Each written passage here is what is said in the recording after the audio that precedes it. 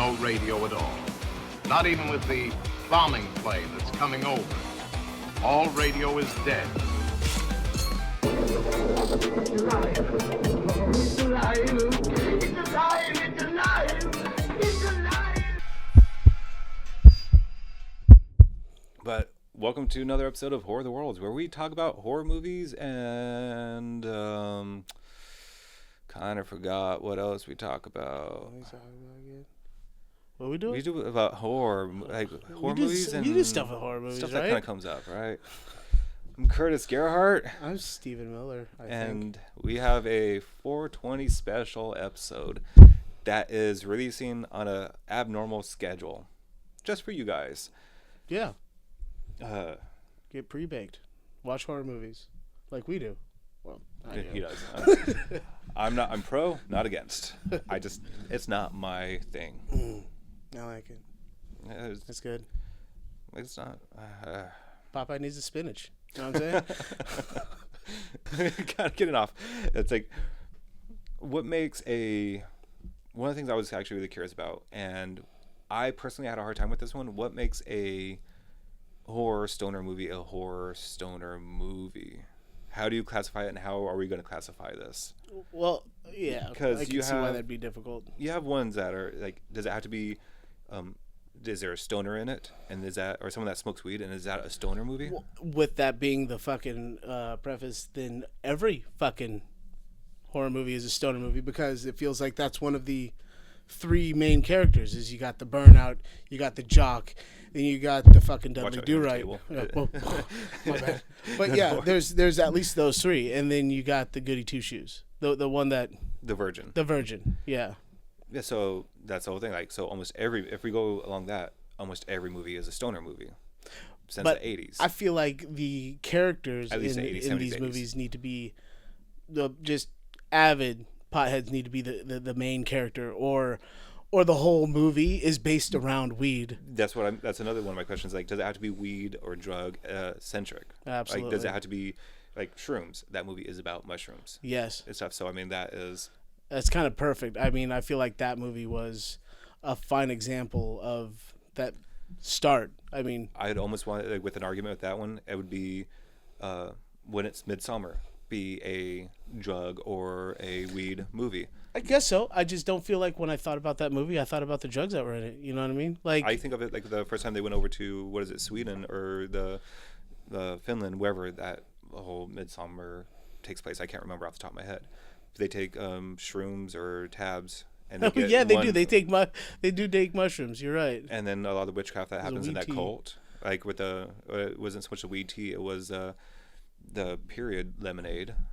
I guess so. It just was when a the drug trance. when the horror was kicking up, the drugs weren't kicking in. It was one of those things, like it was just kind of like a kickstart moment. Just like in you wouldn't call Freddy vs. Jason a stoner. I mean, I would, because it's one of my favorites. But the character in it, the weed relation in it was for a scene and a kill, and that was it. It wasn't the whole movie base. And that's another thing, is like, is it also because like Midsummer, I feel like could almost be a little bit of an argument, but I can see where you're arguing with that one. That one that's my makes that's my more argument sense. right there.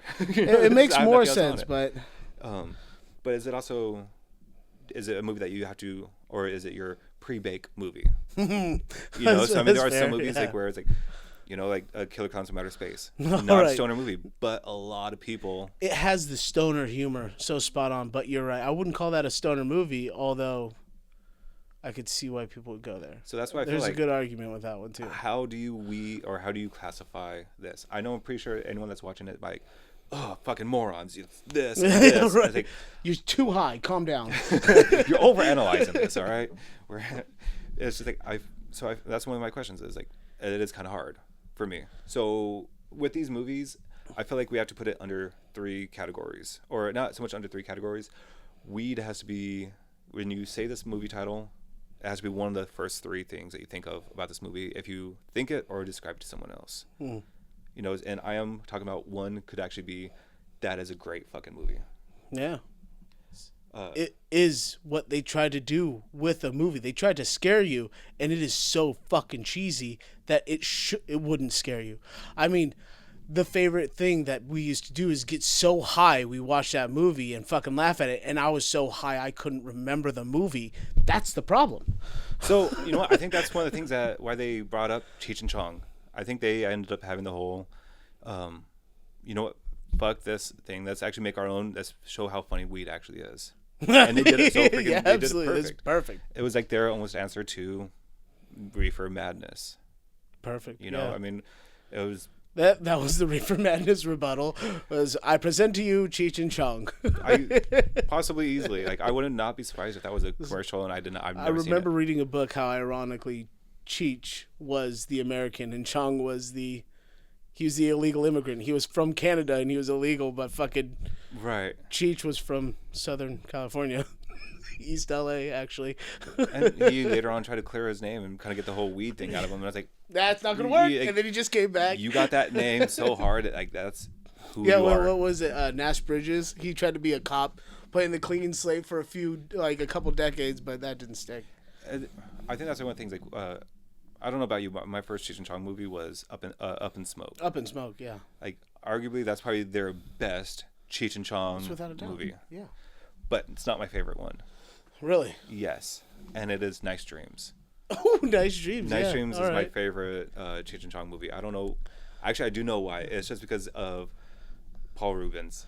All right. That he pretty much sold that movie. Like he was in quite a few. I think it was like 2 Cheech and Chong movies as well. Yeah. But I just freaking love him. Like just like, want a hamburger, Mr. Lizard. I'm sorry. No, I'm sorry. I'm not sorry. I guess it's fucking. I fucking laughed so hard, especially back in the day. Fucking hell. Put that shit on repeat.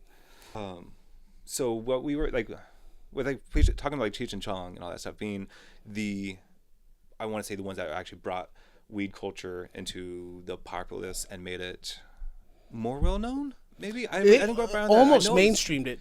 They Mainstreamed 100% mainstreamed it, even though they were the black sheep of the acting, of the comedy. I would say acting world, but they were also the most beloved out of all of it. Like they definitely kickstarted it, and when it took hold, they That were was definitely a subgenre held and up there everything. high. Yeah, Because you had stoner comedies. When I think of stoner movies, I think of comedies. 100%. Absolutely. I feel like it's really hard not to. I mean, they tried that once with the fear and having it be real with weed, and that shit didn't work. In fact, people just got more high. It worked kind of like Dare did. You know what I mean? So. Well, it's probably the whole thing. Even with Rocky Horror Picture Show. Scare these people straight. Yeah. It's like, okay. Wait, no, we want to be. Whatever. Weird. Like, that's all weird. Why is Tim Curry so fucking attractive? That's I'm having conflicting interest right now. God damn it! He should not be this attractive. God damn it! Stop it! You're making me Rocky Hard. You Picture Show. So this is one of the reasons why I originally, I think back when this movie came out back in 2006-ish, is why I watched this movie. Well, one, it was the time frame for me, because we all have that time frame when we experiment, and experiment, I want to say, is Evil Bong. I watched this one because of Tommy Chong. Because I was going through. Yeah, all right. I was going through the whole phase, and so Evil Bong is a movie that's shot under Full Moon Features. It's a Charles Band production, and I always want to say I always wanted. actually directed it. I always thought it was fucking cool. I still want a replica. If I could find the replica, that would be fantastic. A Full Moon. This is not a plug. We are not sponsored, but if you're listening, anyone that works for you guys, fucking give us a like, share us, like fucking retweet. I mean, we'd appreciate it because we do not do social media.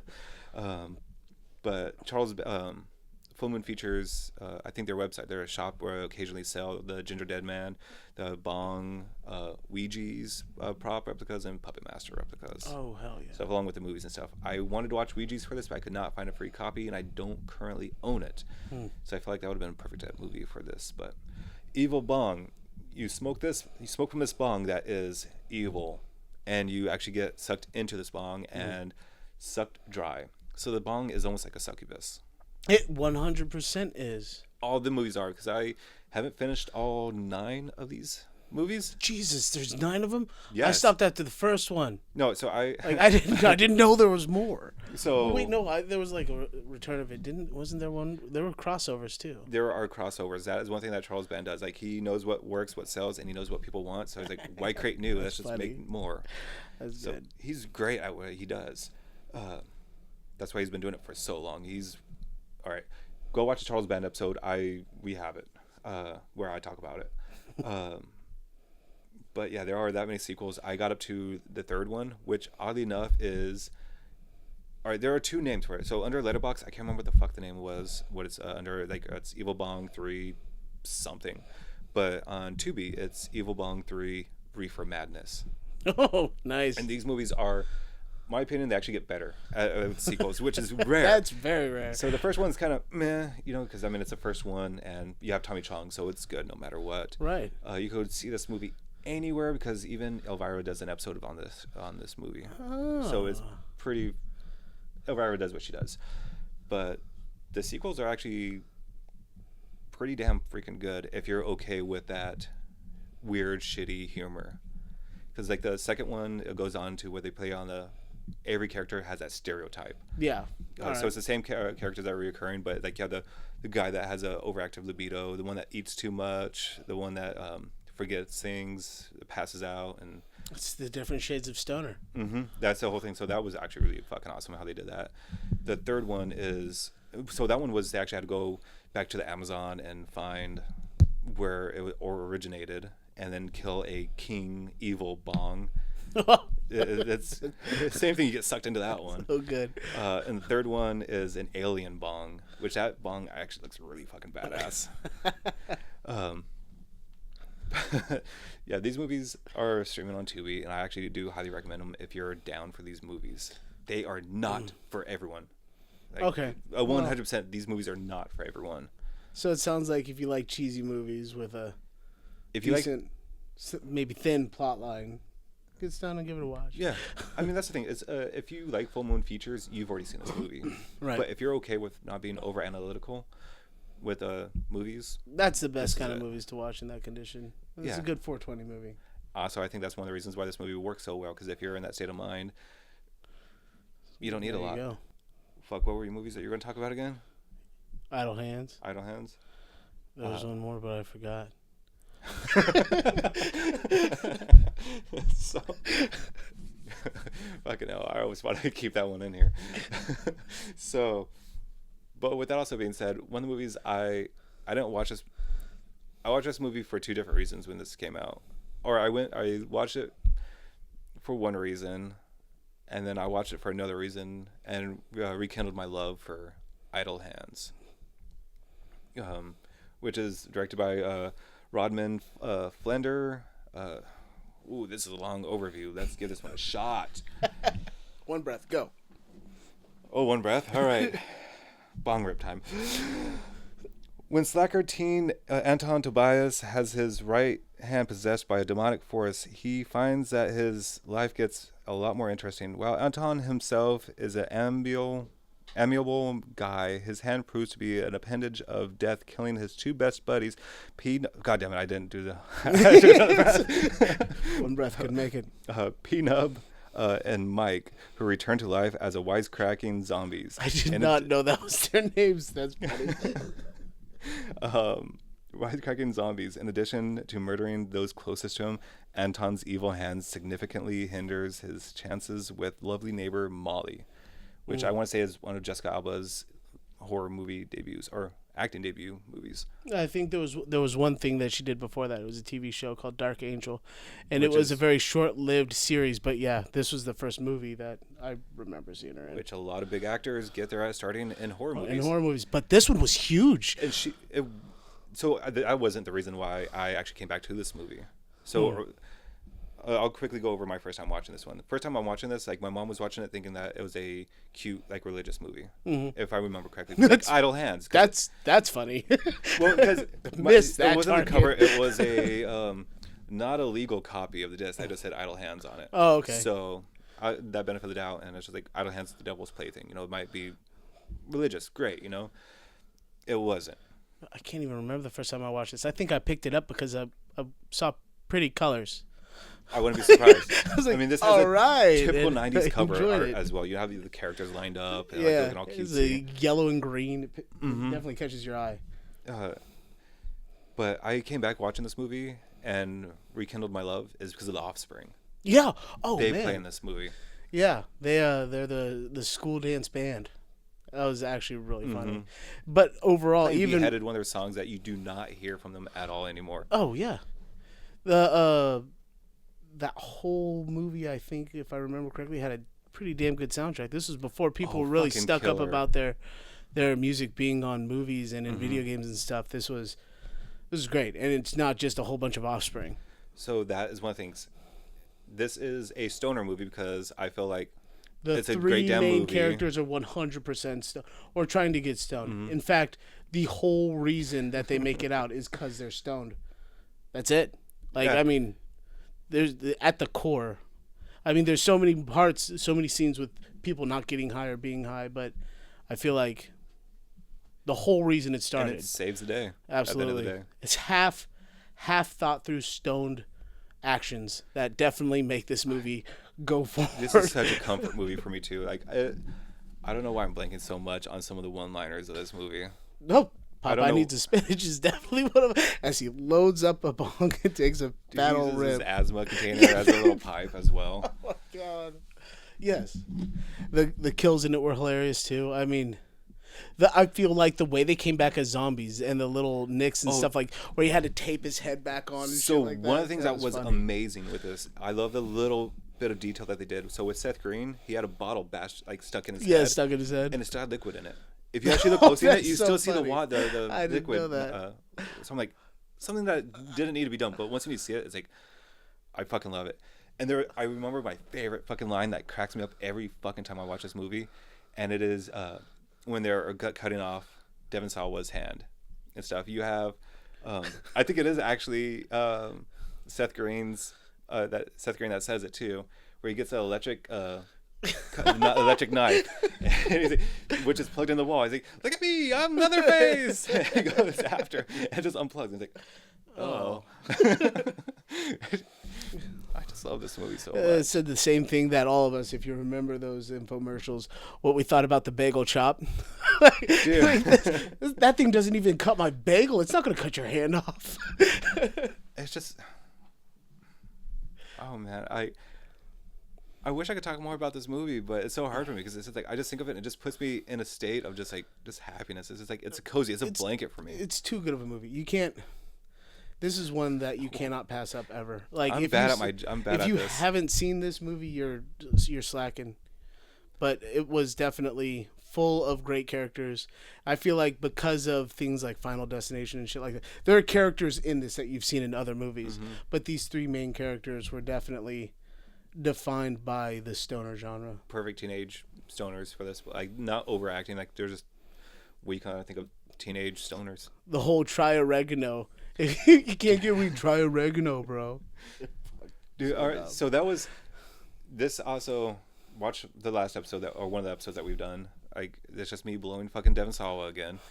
It's this acting is so incredibly well. So he has a possessed hand, and if you actually watch it, it actually almost feels like his hand is possessed. No, yeah. It feels like Bruce Campbell's. You know, like The whole it's weird moving and hand doing its own movement. thing. Actually learning how to crochet so he could do all this stuff. Like the whole TV remote scene, like it looked like a hand that was possessed. He did an incredible job on this. And also the whole thing with the oregano thing, he goes into the sink and he improvises the whole throwing soap in his mouth. Oh yeah. So it's a stupid little thing, but it's like hearing all this, like he did a great job. He's a No, it was I think perfect. this was one It's of his almost like he's done some of these things before. He's like, no, that's gonna burn. That's gonna suck. and he goes and does it. I don't know if it came out before this one or after. Then he goes and does SLC Punk. Oh God, yes. I was just talking to my buddy about that one the other day. For some reason, Devon Sawa's character stands out to me so much, and there's so many different kind of characters. I think it's because he was the acid-laced crazy person. He's that one where it kind of makes or breaks another person. Yeah. You know, because you always see that person that is just gone. Like drugs actually mess them up. Yeah, And he you can't never choose. came down. That character never came down. And that's when you kind of realize, like, shit, I don't know you anymore. Like, you're not you. Yeah. You know, and just gave him a Snickers and he would have been okay. But fucking no one knew back then. But he definitely made that movie too. that's No, a- he was definitely the perfect character and the age bracket for it and all that stuff. He just nailed all of it, man. I think he was living a lot of that The too. 'Cause he was burnout personality was great. Still living at home with your parents. Still smoking weed with your buds. With your dog, Nothing to too. worry about. Yeah. Dude, I even when he goes around the corner, he pushes a dog. The dog's like, how are you doing it, man? But when he hides, he brings the dog with him, bro. Yes. Like he's willing to sacrifice the Man's dog, best but friend. he's also there to get under here. I just love that movie so fucking much. So yeah, I feel like this is a stoner movie, especially when weed saves the day. So Weed saves the day. That is definitely a focal point for this. in my speaking of opinion. weed saves the day, another one that isn't weed centric at all, but has that stoner, is A Cabin in the Woods, which we did talk about in I think our cabin episode or woods Yeah. episode. So go back and watch those 2 episodes to find out which one which is which, Yeah. because I don't remember. But they even dropped that as a character too, when they're talking about the 5 different types of people that it takes. The jock, yeah, I think he was the Joker and stuff. I think that was his whole thing because I think it was like no, they call him the fool, the fool, but yes, but he was definitely a burnout. which is the fool. You know, you have to be a fool to be onto fool, drugs. The fool is the one that came out on top. Yeah. He saves the day with his telescopic bong mug. Yeah. Which I've heard that someone's had it made for like $400 to replicate it because you want telescoping is hard. Airtight. I mean, you gotta be able to rip off does of it, not bro. need to be airtight. It's gotta be good enough to hit off of. I'm I just guess it saying. kind of does need to be airtight in certain areas. I'm just trying to think of all the ones I've made. Yeah. No, it's perfect though. Well, I mean, he used it as a deadly weapon up in that Yes, like movie, he- but it was almost a baseball bat, really. That's what he turned it into. Yeah. So yeah, Cabin in the Woods is, I would almost kind of want to say, it might not be the top 3 things, but I feel like because the stoner saves the day, or I mean, comes close, is the best. He's one of the last characters out of the group, yeah. and that's to me is what kind of makes it. I mean, it's almost like Shaggy and Scooby saving the day. Sure, it's Scooby Doo, where are you? But he doesn't have to make it to the end of the film. He just has to be there mostly. Yeah, so like he is one of the main characters, like you said. Absolutely. So I feel like that is a stoner movie. Speaking of stoner horror movies, and this is just rumors, but I heard Matthew Lillard wants to make an R-rated Scooby-Doo movie I think with him it's- being Shaggy again. I think it's in the works, and it's through that company that I don't like mentioning on this podcast. Sons of bitches, but I still want to watch it. A horror movie and a stoner comedy. I mean, come on, it's gonna be it's gonna be a stoner horror movie. I'm signed because it's on that channel, and I don't grumble. still gonna watch it. Yeah. Yeah, you can't. Like, Matthew Lillard, I'll watch anything with him in it. He's a good guy. He's an amazing guy. Like, he is. I don't know if you've this is a fucking eye horror problem. Okay, like, like if you listen to like any of his interviews or his podcasts are like hour long, he is such a genuinely nice individual. He's Like kind he of is like the loving. Keanu Reeves. Yeah, Keanu Reeves Yeah. is the same fucking way, man. Who is also, well, does a really good stoner character, but still not stoner horror. I mean, the second one, Bogus Journey, could be. That was close. It It's like a bad acid trip. Yeah, because you have the aliens and you have the Death Yeah. Reaper. I can see why you go there with that. It'd be like the introduction into horror, kind of like Jurassic Park isn't fully a horror movie, and neither is Bill and Ted's Bogus Journey. But Jurassic Park is a horror movie, in and out. It is. There is no argument there at all. that's right. Uh, Oh, and the Scary Movie series, that is 100%, especially the first one.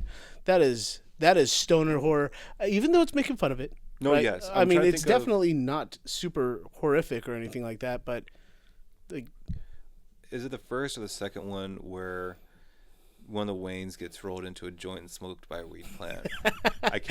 I'm being drawn towards the second one right now. I think it's the second one, but I can't remember. Take it to the head. Oh, you hit it like a bitch. Yeah, no, that's exactly my point. The whole weather. See, they were definitely. That was Scary Movie 1. Like, that was. That was. Man, times were just might- good. It might have been 2 on the nose, and it was like what was it? There was Scream did their mockumentary of it, kind of with Stab, The satire, right? yeah. Yeah, and then Scary Movie. It was just, it almost made it confusing, a movie within a movie about a movie. Again, Scary Movie 6 is coming out here soon too. Yeah, And stuff, and the Wayans are doing it again, which adds a lot of fucking promise. it's going back. It's not. I heard it's not supposed to be PG-13 like the what was it, the third or fourth one or something like Things that. were so fucking weird back then. Like, it's hopefully Scary Movie 6 is going to be good, because I am an advocate for scary movies. I'm still gonna watch it. Yeah. Yeah, I love all of them. I do love the first two more, but Yeah. I'm not arguing. It kicked it off. Yeah.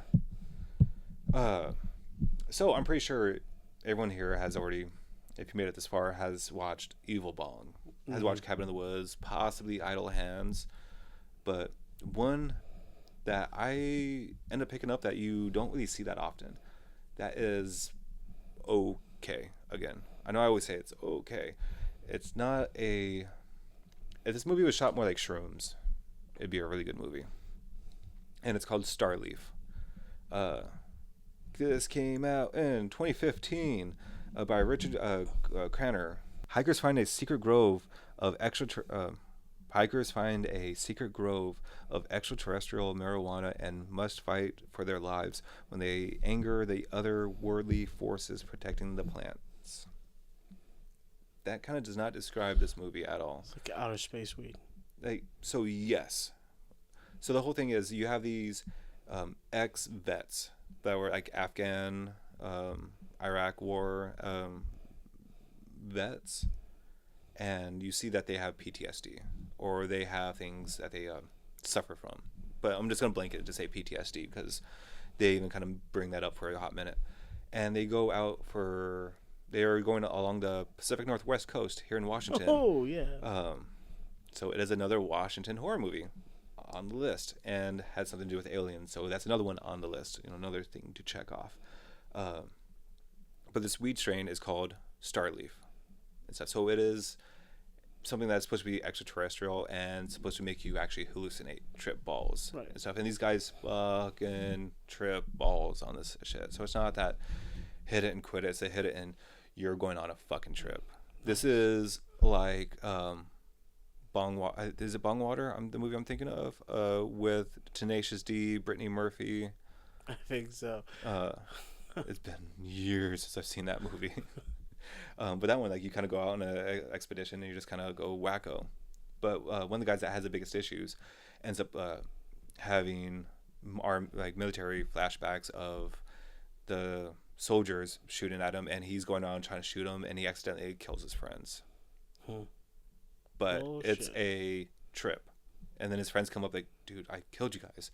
And he's just holding a stick. When he's singing, it's like an M16 or something like that. Exact opposite of what we're supposed to do to your PTSD. Dude, that is a crazy thing. So I'm going to ruin this movie because no one needs to see this shit.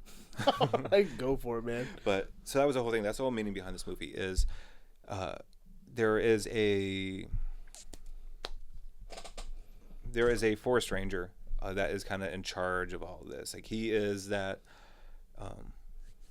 shaman that's helping you through that trip, and that's what his goal is through this. And he kind of gives it like a redo, like, all right, man, this is all going to go away, but you have to make a choice, like how you want to live your life after this. And then boom, everything happens, and he chooses the right path, and they go out surfing and having a jolly old good time and all that shit. But I know I didn't really sell that movie, but it's a lot of stoner movies are very basic. Yeah. At the end of the day, I can agree with that. There's a little part in this movie too where it has some fairy porn. Like, it's not like crazy, but I mean, it's, if you're into that thing, it might get you off for that second that it's in there. But I mean, yeah, man, I feel like stoner horror movies are very hard.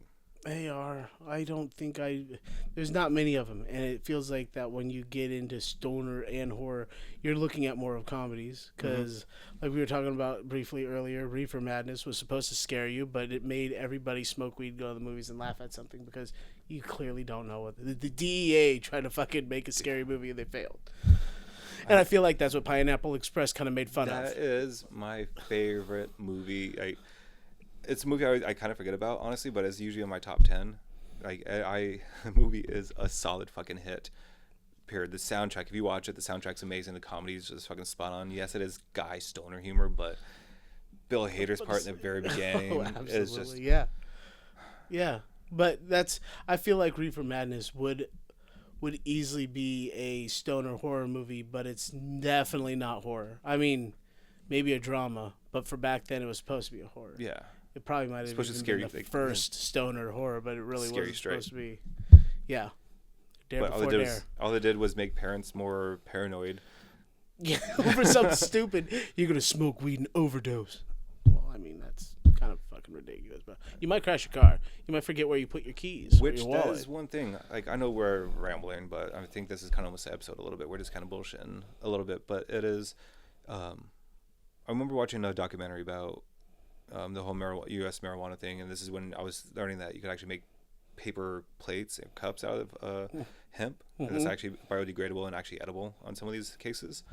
But Tommy Chong was interviewed, and like he always brought up the whole thing, like, yeah, weed doesn't kill people, but he's like, but he knows of one case where weed actually killed someone. Really? And it was someone that was stoned and actually crashed a car into and killed someone else. Yep. So I can see that happening. You know, I mean, I want to say they count that as alcohol when someone drives drunk. Yeah, absolutely. Whatever. This is a downer of an episode. Well, I can bring it up. But on this 420, if you're gonna get stoned and watch any movie, I think you should watch Idle Hands. If you haven't seen it yet, it's Cabin in the Woods. I think a good little quickie is actually pretty good for this. Yeah. Just kind of let you roll a joint and smoke it all and just be done with it. Yep. This episode. And I feel like the people that enjoyed that are the kind of people that ended up making Scary Movie. Mm-hmm. Oh yeah, I just get stoned and watch scary movies. Oh, okay. And then I directed Scary Movie. Yeah. So to prevent your ass from getting beat, remember, puff, pass. Well, it's always to the left, right? It's always to the left. And that's Bridget's to your left. Let's skip that bitch. Pass it to the right. All right.